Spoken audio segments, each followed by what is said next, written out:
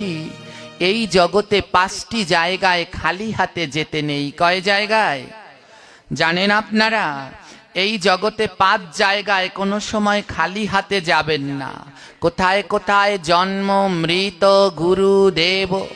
কেউ জন্মালে কোনো সময় খালি হাতে যেতে নেই, নবজাতকের মুখ দেখে কিছু দিতে হয়।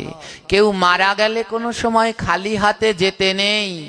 হ্যাঁ, এক টুকরো তুলসী কাষ্ঠ অন্তত সঙ্গে করে নিয়ে যাবেন, গিয়ে শ্মশানে দেবেন। আর গুরুদেবের কাছে, গুরুদেবকে দর্শন করতে গেলে কোনোদিন খালি হাতে যেতে নেই। বৈষ্ণব ভাগবত, বৈষ্ণব সেবায় গেলে, বৈষ্ণব দর্শন করতে গেলে কোনো সময় খালি হাতে যেতে নেই। আর হলো কি? ভাগবত। ও আরো 7 জায়গায়। আর হলো শিক্ষক এবং ডক্টর। শিক্ষকের কাছেও কোনো সময় খালি হাতে যেতে নেই, ডক্টরের কাছেও কোনো সময় খালি হাতে যেতে নেই। এই সপ্ত জায়গায় কোনো সময় খালি হাতে যেতে নেই, কিছু না কিছু নিতে হয়। তার ভিতরে একটা হলো ভাগবত বা ভগবানের কাছে আসা। ভাগবত বা ভগবানের কাছে আসলে কোনো সময় খালি হাতে আসতে নেই। হ্যাঁ, কি নিয়ে আসতে হয়? আমার ভাগবত পাঠে আসলে সব সময় একটা ফল যদি থাকে নিয়ে আসবেন, ফল না থাকলে একটা ফুল সঙ্গে করে নিয়ে আসে প্রণাম করে দিবেন, আর না হলে একটা তুলসী পাতা। অবশ্যই ভাগবতে আসলে একটা দুটো তুলসী পাতা নিয়ে এসে ভগবানকে দেবেন। আপনাদের এই এলাকায় অনেক ভাগবত হয়, কিন্তু এখনো অনেক কিছু আছে যেগুলো আপনাদের শেখা হলো না। যেমন কালকে ভাগবত পাঠের পরে অনেকজন এসে বলছে, বাবা আমার একটু চন্নামিত্ত দাও। হ্যাঁ, চন্নামিত্ত মানে আমি বুঝতে পারলাম চরণামৃত। কি বললো? চরণামৃত, তাকে বলছে চন্নামিত্ত। চন্নামিত্ত মানে কি বলছে? চরণামৃত। হ্যাঁ, তো এই পাঠ হলে কি করে আমাদের বিভিন্ন পাঠকরা, হ্যাঁ, এই যে এটাকে কি বলে, এটার নাম কি? জোরে বলো। আসমন পাত্র বা পঞ্চপাত্র। এটার ভিতরে জল নিয়ে কি করে? দেহটাকে শুদ্ধ করে, আসমন করে। হ্যাঁ, এটা দিয়ে নিয়ম করে জল নিয়ে নিয়ে দেহটা শুদ্ধ করে, আসমন করে। প্রত্যেক ধর্মেই এর নিয়ম আছে। যেমন ইসলাম ধর্মে নামাজ পড়ার আগে অজু করে, আমাদের ধর্মেও যে কোনো কার্য করার আগে আসমন করে। তো এই আসমন করে, মন দিয়ে শুনবেন। এই যে কালকে আপনারা অনেক কয়জন এসেছেন, এসে বলছেন বাবা চরণামৃত দাও। হ্যাঁ, চরণামৃত বললে ওটা হতো চন্নামিত্ত। হ্যাঁ, চন্নামিত্তই তো বলছে দাও। তো আমি তো দেইনি। হ্যাঁ, ওই একটু দূরে গিয়ে বলছে, কি গোসাই একটু চরণামৃত চেলাম, তাও দিলে না। আমার কানগুলো হলো কিসের মতো কে জানি, সব শুনি। হ্যাঁ, ওই পাশে গিয়ে বলছে, ওই বাবাজি বলছে কি একটু চরণামৃত চেলাম, দিল না। কেন দিলাম না জানো? এটা কি চরণামৃত? চরণামৃত কাকে বলে?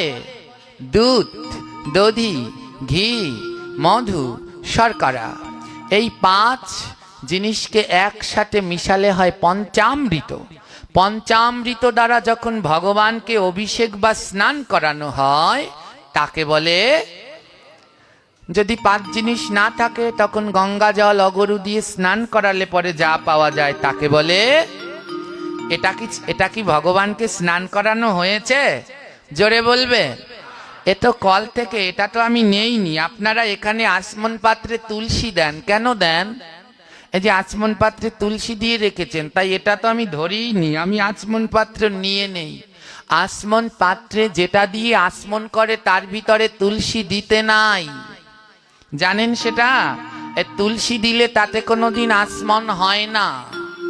এ অপরাধ। ভগবানের সেবা দিতে হলে 3টি আচমন পাত্র লাগবে, নিচে হলে 3টি, লাগে 4টি।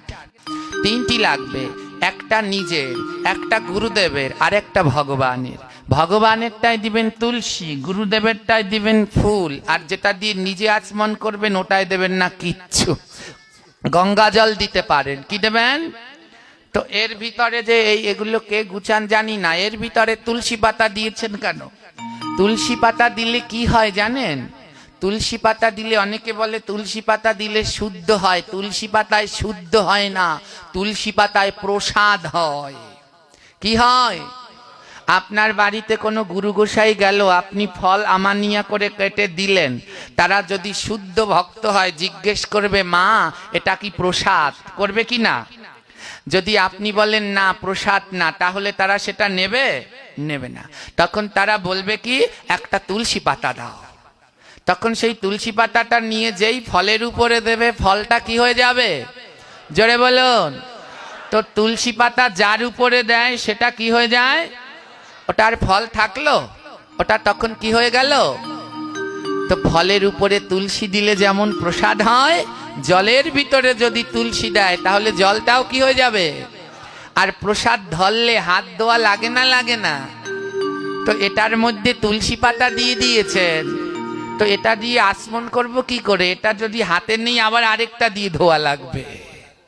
এটা প্রসাদ হয়ে গেছে, তাই আচমন পাত্রে তুলসী পত্র দিতে নাই, যেটা দিয়ে নিজেরা আচমন করবেন। এবার আসুন, এটা কি চরণামৃত? জোরে বলবেন। ভগবানকে স্নান করানোর পরে যা পাওয়া যায় তাকে বলে, তাহলে এটা কি চরণামৃত? তাহলে আপনারা কেন এটা খাচ্ছেন? কেন এটা খাচ্ছে? পাঠ শেষ হলে সবাই এসে হাত পাচ্ছে, আর আমাদের কিছু পাঠক আছে তারা চামচ ভরে ভরে দিচ্ছে, আর আপনারা সুন্দর খেয়ে আবার মাথায় মুছছে। কি পুণ্য করলেন! যা শুনলেন ওই এটো হাত মাথায় লেগে গেল। একটা ঠাকুর আছে জানেন, যার দৃষ্টি লাগলে আর জীবনে উন্নতি হয় না। ঠাকুরটার নাম কি? শনি ঠাকুর। ওনার দৃষ্টি যার দিকে পড়ে সর্বস্ব শেষ। এই শনি ঠাকুর সবার দিকে দৃষ্টি দেয় না। কার দিকে দৃষ্টি দেয় জানেন? যে মাথায় এঁটো লাগায়। যখন মাথায় এঁটো লাগবে তখনই শনি ঠাকুর তার দিকে দৃষ্টি দেবে। কেন জানেন? এই মাথাটার মধ্যে কি আছে? এই মাথার মধ্যে গীতা ভাগবত সব আছে। এই গীতা ভাগবত গ্রন্থে নেই, এটা কিন্তু এই মাথার মধ্যে রয়েছে। এই যে আমি পাঠ করছি সব দেখে দেখে এখানে রয়েছে, এখান থেকে স্মরণ করে করে বলছি। তাই এই মাথা, এই যে মাথা এসে পায়ে ঠেকায়, কোনো সময় কারো পায়ে মাথাও ঠেকাতে নেই। প্রণাম করবার সময় মাথাটাকে দূরে রাখা উচিত। হ্যাঁ, দূরে রাখা উচিত, ঠেকানো উচিত নয়।